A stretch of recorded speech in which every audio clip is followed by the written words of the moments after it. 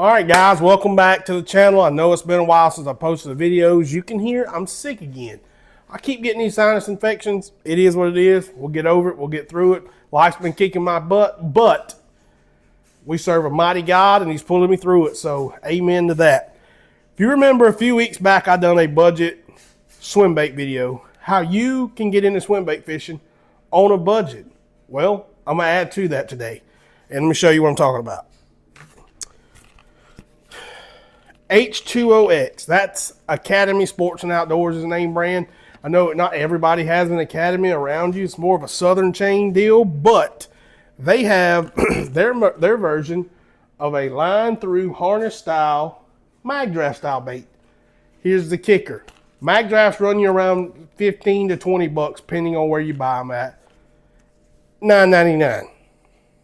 And I mean, the body shape is pretty much spot on, pretty much the same in my opinion. I've had this a while. You can see its packaging's all boogered up, but I hadn't got a chance to throw it, obviously still in the packaging, but from what I can tell just by looking at it and some research, I've seen other people fish it, this thing swims fairly good. I'm impressed by the way it looks, and like I said, for $9.99, you can't beat it when you're trying to fish on a budget and you're trying to do things that typically cost more money to do fishing wise, but you want to get into it because it may catch you a big one, which swim bait fishing is one of those things. So yeah, if you got an Academy Sports and Outdoors around you and you want to get into those big soft body swim baits, go out. This is gizzard shad color. Let me read you the, says to throw it on a 7'3" heavy fast action, 7 foot medium heavy will work. 17 to 20 pound line, I recommend that. It doesn't say how heavy it is. I had to guess it's probably 7/8, somewhere in that area. It's got a 3/0 hook, line through. Like I said, you run the line through the nose, tie it to the hook. Hook goes back in, attached with a magnet. This is going to be a really good option. I cannot wait to get out and try it for you guys and give you some feedback on how it works. But I think, just like I said, a little bit of research that I've done and how it looks, very mag draft-esque. All right, now, next item of business. This is going to be a short video, but I picked up a new budget reel and a new budget rod I want to talk to you guys about. The reel is the Abu Garcia Max X. 69 bucks. 6/8 to 1 gear ratio. This thing is phenomenal. For under $70, or let's just call it $70. It's like $68.99 depending on where you buy it. But this thing is sweet. If you guys remember, this used to be called the Silver Max. It's called the Max X now, 6/8 to 1 gear ratio. I really, really like that. I've got it paired on a Abu Garcia Vendetta rod. This is a sub $100 rod. Also, depending on where you buy it at, I've seen this rod $99 in some areas, some stores. And then where I picked it up from Bass Pro Shop, it was $94. So still, I know for some people, $90 for a fishing rod is kind of steep, but you're getting a quality rod. Y'all remember the other day on that video? Let me get this reel handle out of the way. Look at that reel seat nut. That thing right there, that's what I'm talking about. That's, I mean, they took it's a 30-ton carbon graphite rod, and it's not super sensitive, but it's sensitive enough that you can feel a bite. If I don't break the lamp over there in my rod tip, it's super sensitive, not super sensitive. It's sensitive enough that you can feel a bite. I felt a little dink bite it the other day, bite my worm.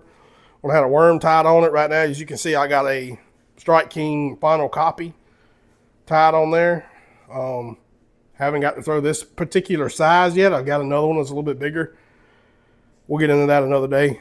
Again, budget swim bait. It was on sale. I caught this thing on sale for 10 bucks also. I think it's regular like $15 for that swim bait. I got $5 off on it because my local Academy Sports and Outdoors had a sale going on, had it on the clearance rack. I don't know why. I was like, man, this thing is sweet. It's super soft. The bigger size I found, I'll get into this real quick. if you find one of these on sale and you want to try it. The bigger size blows out and rolls over if you throw it on a fast reel.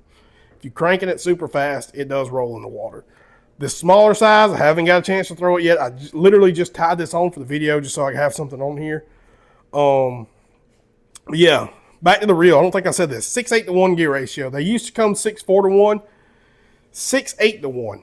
I have found that's my favorite of all time. If I could pick one gear ratio, 6:8 to 1. I don't care if I'm frogging, flipping, cranking. 6:8 to 1. To me, that's perfect. It's not.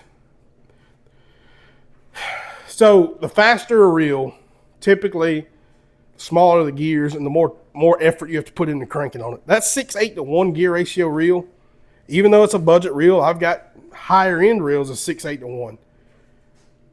That to me is the perfect middle ground reel. Like I could pitch my bait in there somewhere in some heavy cover, and when I crack that fish, it's a winch, man, and I can really crank them fish out of there pretty effortlessly. Whereas if I got an 8 to 1 or 9 to 1, I got to put a little more effort into it to get them big gears to kind of, it's actually small gears because it's got more teeth on it. So it's the smaller those gears are, it's not letting me, got to put a little more, it's like a bicycle, you know, when you change the gear ratio on a bicycle, you got to put a little more effort in it to go uphill. So that mid-range gear ratio, I know a lot of people like that 7 to 1, which is, that's okay too. I like a 7 to 1. I got quite a few 7 to 1 reels. 6:8. I think Abu Garcia, what they've done with that right there. I know 13 Fishing does some that's 6:8.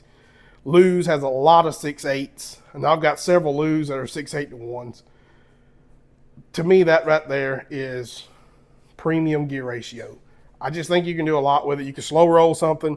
It's got enough. I mean, 6:8 to 1 for people who nerd out on this stuff. It's 28 inches of line per turn. That's almost 30 inches. A 7 to 1, you're getting 30 inches of line per turn. To me, that's key. I like that 28 to 30. That's the sweet spot. If I'm going to tell somebody, don't necessarily look at your gear ratio, look at your inches per turn. That's going to tell you a lot. That 28 to 30 is the sweet. That's the money spot. So that's enough about the reel. Let's get a little more about this rod. The rod is 7 foot, medium, heavy, fast. What I'm going to tell you is this rod is more like a 7 foot heavy. It doesn't have a whole lot of tip. It's a great rod though for this stuff right here. Throwing these mid-grade swim baits, flipping a jig. I would even go as far as saying that if you put some braid on here, you could throw a frog with this thing. Another thing that I would throw in here is a fluke. I know people are like, fluke, that's a finesse bait. Not the way I fish a fluke. I fish a fluke pretty hardcore and pretty aggressively. I know some other people who fish it like I do. When I'm fishing a fluke, I got heavier line. I've got 17 to 20 pound line or even 30 to 40 pound braid to a leader when I'm fishing a fluke, because I'm out there, I'm throwing it, I'm not working it like scopers. I'm out there throwing it and I'm working it like a jerkbait or something, even faster than a jerkbait. I'm working across kind of the top subsurface of the water. But this rod right here would be perfect for that because I use a big hook. I use a 4/0 heavy wire hook when I'm doing that. It helps me with my casting. And it also helps me whenever fish comes up and bites it. I got a big hook and I can jack them with this rod or whatever rod I'm throwing it on. But I typically go 7 foot medium heavy on throwing a fluke, but that's another day, another story. Back to this rod. Like I said, it has a little bit of tip to it. I mean, not a whole lot. I don't know if you can see that. It's not a whole lot of tip, in my opinion, for if you wanted to all-purpose this rod. I wouldn't crank on this rod. I might would throw a chatterbait on it. I don't know. I'd have to test it and see before I told you guys whether or not I would throw a chatterbait on it. But for sure, these medium to smaller swim baits, I would even throw this swim bait on this rod just because I think this rod can handle it, judging by the backbone and the tip. Like I said too, frogging. I wouldn't throw no super big frog, I would throw like a Pad Crasher Jr. or a Spro Jr., the Bronzeye Jr. You could definitely get by with that. You could throw most top waters on this rod. You know, I wouldn't throw a popper. Popper would be out of the question. You could probably do a walking bait. But yeah, I think this is a phenomenal rod. Like I said, it's got good sensitivity in that sub $100 price point. I think it pairs well with this reel. I like the way it looks. I like the way it feels. It's super, it's budget, but it doesn't it doesn't feel budget. It feels like a quality combo. And you know, I'm sub $200 right here. Sub $200. And I think I've come out with a good deal.